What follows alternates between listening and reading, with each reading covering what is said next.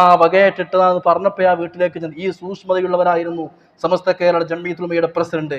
അവരെ പടുത്തുയർത്തിയ സംവിധാനങ്ങളും അവരെ പടുത്തുയർത്തിയ സമസ്തയും സമൂഹത്തിലേക്ക് ദീനീ ദഅവത്തിന് വേണ്ടി ഇറങ്ങുമ്പോൾ രണ്ട് കൈയും നീട്ടി സഹകരിക്കേണ്ടതിന് പകരം ഒരിക്കലും നമ്മൾ നിരാകരിക്കരുത്, തിരസ്കരിക്കരുത്.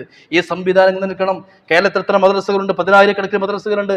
ദാറുൽ ഹുദ ഇസ്ലാമിക് യൂണിവേഴ്സിറ്റിയുടെ പൂർവ്വ വിദ്യാർത്ഥികളെ ഞങ്ങൾ ഹുദവികൾ നടത്തുന്ന 3000-ഓളം മദ്രസകളുണ്ട്. 1 കോടിയോളം രൂപ സമസ്തയാണ് ഞങ്ങൾക്ക് നൽകിക്കൊണ്ടിരിക്കുന്നത് കേരളത്തിന്റെ പുറത്ത്.